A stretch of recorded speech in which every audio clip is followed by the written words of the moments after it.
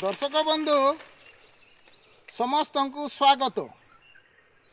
मु आपण मानू गोटे विषय कहबी से विषय वस्तुटा है सुनार थाली को फोपाड़ी दे कागज थाली रे भात खाऊच। आउ देखंतु एटा होची शाल गछ, या होची सान शाल गछ। आउ शाल गछर पत्र होची एटा। पूर्व काल रे आमर जेजे बापा जेजेमा दादी बड़ाई आता मामा जहाँ भी कहतु आपण पूर्व काल रे यही सबू पत्र को खोली तैयारी करी दोना तैयारी करी चुकनी तैयारी करी से माने भात खाऊथिले तरकारी खाऊथिले जहाँ भी खाऊथिले टिफिन करूथिले एई पत्र रे खाऊथिले।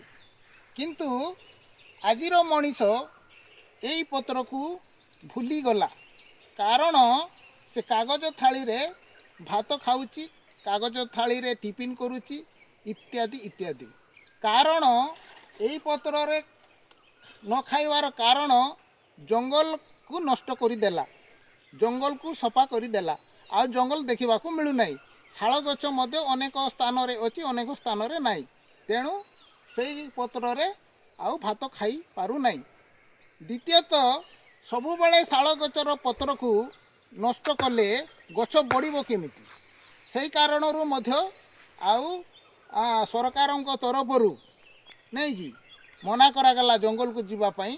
तेणु से आउ भात खाई पारु नहीं। जा कृत्रिम थाली कागज थाली सेई पत्र रे सेई थाली रे भोजी भात रे भात खाई उपभोग करुअछि। किंतु केते केते गाँ मानकरे पल्ली गाँ मानकरे एबे मध्य एई थाली रे खोली पत्र रे सियाली पत्र शाल पत्र रे खाइबार देखिबाकू मिले। तेणु एई पत्र हेउची प्रकृतिर थाली जा एई पत्र रे खाई आमर जेजेमा जेजेबापा अनेक वर्ष बंची पारुथिले।